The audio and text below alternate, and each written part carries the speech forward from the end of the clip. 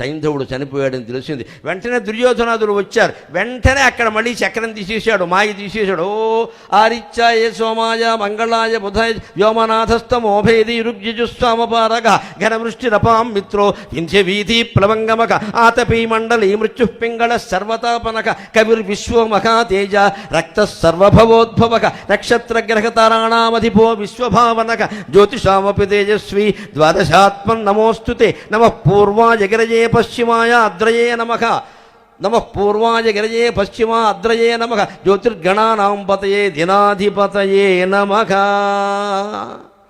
అని సూర్యాస్తమయ సమయంలో కూడా ప్రచండంగా సూర్యుడు ప్రకాశించాడు. ఇంకా పావుగంట సేపు వెలిగాడు. ఆ పావుగంటలో కూడా వేయవలసిన వాళ్ళని వేసేస్తుంటే కౌరవులకు పౌరుషం పెరిగి దుర్యోధనుడు వచ్చి కర్ణుడిని ఆక్షేపించాడు. కర్ణ, ఇప్పుడు నీ పరాక్రమం మీద నాకు నమ్మకం పోయింది అని స్పష్టంగా చెప్పాడు. వాడి ప్రయోజనాలే కావాలి. కర్ణుడిని దుర్యోధనుడు ప్రేమించలేదండి, నన్ను నమ్మండి. కర్ణుడు దుర్యోధనుడిని ప్రేమించాడమ్మా. అమాయకుడు కర్ణుడు. భారతం మొత్తం మీద దురదృష్టవంతుడు ఎవడంటే కర్ణుడు. ఎంత పరాక్రమం ఉన్నా, ఎంత సత్యవాగ్మి అయినా, ఏమైనా, ధర్మాత్ముడైనా సాంగత్య దోషం వల్ల చనిపోయాడు. మన బిడ్డల్ని జాగ్రత్తగా చూసుకోవాలండి. ఇంగ్లీషులో అంటారు, name your friend, frame your character అంటారు. నువ్వు స్నేహితుడు ఎవడో చెప్పు, నువ్వు ఎలాంటి వాడవో నేను చెప్పేస్తా.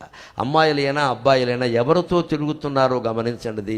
మా అబ్బాయి చాలా బంగారు కొండ, అది ఎప్పుడో మట్టి కొండ అయిపోయింది, నీకు తెలియట్లా. కర్ణుడు చాలా మంచివాడు, చాలా ఉత్తముడు, మంచి పరాక్రమవంతుడు, అన్నీ ఉన్నాయి. ఈ శని ఏమిటంటే వాడితో స్నేహం చేశాడు. ఇప్పుడు వచ్చి ఏమంటున్నాడంటే, కర్ణ నువ్వు బతికొండగా సైంధవుడు చనిపోయాడు, దుస్తల వితంతు అయింది, వీడికి చెల్లెల మీద ఇప్పుడు ప్రేమ పుట్టుకొచ్చింది వేధవకి అంటే కర్ణుడికి పౌరుషం వచ్చింది. నేనే అర్జునుని చంపేస్తా, నేనే ధర్మరాజును చంపేస్తా. ద్రోణాచార్యులు ఎలాగో నీకు పట్టివ్వలేదు. ఈ 14వ రోజు రాత్రి యుద్ధం కూడా జరుగుతుంది, అందుకని ద్రోణాచార్యులు బదులు నేనే ధర్మరాజును చంపుతా అని నేరుగా ధర్మరాజు దగ్గరికి దూసుకుని వెళ్ళాడు. ధర్మరాజు తయారైపోయాడు, నాకు కర్ణుని చంపాలనే ఉంది, కానివ్వండి ఏదో ఒకటి జరుగుతుంది అంటే. అప్పుడు కర్ణుడి దగ్గర ఇంద్రుడు ఇచ్చిన శక్తి ఉంది. ఆ శక్తి ధర్మరాజు మీద వేస్తే మొత్తం గేమ్ అయిపోయినట్టే లెక్క. అర్జునుడి మీద వేసినా ప్రమాదమే. కాబట్టి ఇప్పుడు వెయ్యకుండా ఆపాలి, ముందు ధర్మరాజు మీద వెయ్యకుండా ఆపాలి. అందుకని వెంటనే కృష్ణుడు భగవంతుడి పాత్ర మళ్ళీ అత్యవసరంగా రంగప్రవేశించి, ధర్మరాజా నీ స్థాయి ఏమిటి, కర్ణుడు స్థాయి ఏమిటి, సూతపుత్రుడయ్యా, సారథి, సేవకుడు, వాడితో నువ్వు యుద్ధం చేయడం ఏమిటి? రాజా రాజ్ఞాహి యోద్ధవ్యక, కాపాడే విధానం అంటే ఇది. రాజా రాజ్ఞాహి యోద్ధవ్యక నా రాజ్ఞా యుద్ధమిష్యతే తత్రత్వం గచ్చ కౌంతేయ యత్ర రాజా సుయోధనక. రాజైన వాడు రాజుతో యుద్ధం చేయాలి, సేవకుడితో యుద్ధం చేయకూడదు.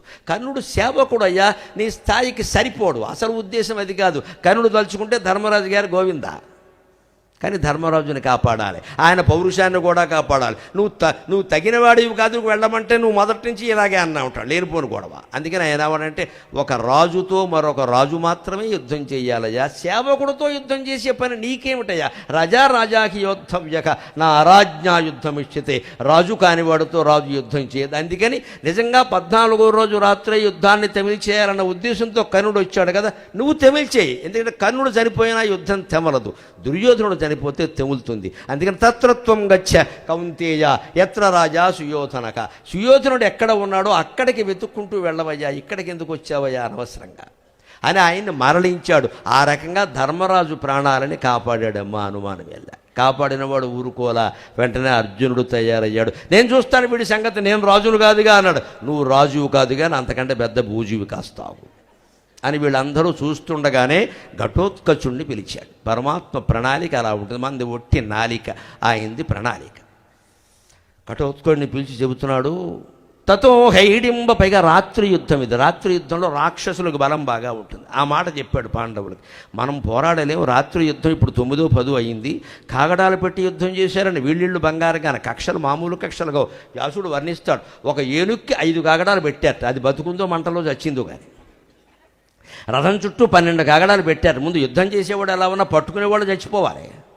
గుర్రం చుట్టూ 3 కాగడాలు పెట్టారు. దేని చుట్టూ ఎన్ని కాగడాలు పెట్టాలో కాగడాల లెక్క కూడా చెప్పాడు వ్యాసు. ఆయనకి చాలా జాగ్రత్తగా రాశాడు భారతాన్ని మొత్తం. పరమ ఆసక్తికరంగా ఉంటుందండి. మీరు ఇళ్ళ దగ్గర కూర్చొని రోజుకో 10 పేజీలు చదవండి. ఇంకే పుస్తకం చదవాలని అనిపించదు. వ్యాస భారతం చదివితే హాయిగా ఉంటుంది. చదువుతుంటే ఇలా ఉంటుందా యుద్ధం అంటే, ఎన్ని వర్ణిస్తాడో అసలు. ఇంకా నేను సమయం లేక చాలా చెప్పట్ల, మహాకవిత్వాన్ని చెబుతాడు అందులో. ఆ కవిత్వం కూడా ఆస్వాదించవచ్చు. అందుకే రాత్రి యుద్ధం పూర్తిగా దీపాల వెలుగుల్లో జరిగిందండి. ఆ దీపాల వెలుగుల్లోనే రాత్రి ఘటోత్కచుడిని పిలిచి, నువ్వు వెళ్ళాలి యుద్ధానికని. వాడు సిద్ధమే. కృష్ణమావా మాయాబజార్ సినిమా. కృష్ణమావా నువ్వేం చెప్పి నన్ను ఎంచుకున్నావు, నాకదే. వీడిని ఎందుకు ఎంచుకున్నాడో వీడికి తెలియదు. వచ్చన్నాడు, ఏతదర్థం హిహైడింబ పుత్ర మానవా పుత్రమిచ్చంతి, ఏతదర్థం హిహైడింబ పుత్రానిచ్చంతి మానవాక, ఏతదర్థం హిహైడింబ పుత్రానిచ్చంతి మానవాక, పుత్రానిచ్చంతి మానవాక, కదర్థం తారయే దుఃఖాత్ కేనాపి తారయే దుఃఖాత్, తస్యత్వం కేనాపి తారయే దుఃఖాత్, సత్వం తారయ బాంధవాన్. హిడింబ పుత్రక, మానవులు పుత్రుల్ని ఎందుకు అంటారో తెలుసా? కష్టాల నుంచి కాపాడతారని, వృద్ధాప్యంలో రక్షిస్తారని కంటారయ్యా. పుత్రాన్ని ఇచ్చింది మానవా. ఎందుకంటారు? వృద్ధాప్యంలో కాపాడతారనే కదా, కనీసం కొరువేనే పెడతారనే కదా, సేవ చేస్తారనే కదా, కష్టాలు వస్తే తోడు నీడగా ఉంటారనే కదా. లేకపోతే ఎందుకండి సంతానాన్ని కన్నా ఉండడంతా దంపతులు ఖర్చు చేసుకుని క్షేత్రాలు తీర్థాలు తిరిగితే ఆత్మజ్ఞానం పొందితే పోలే. ఎందుకు సంతానం పని లేక. ఏదో జీవితానికి తోడు నీడగా ఉంటారు. వృద్ధాప్యంలో కాలు చెయ్యి ఆడదు పని చేయాలని కదా.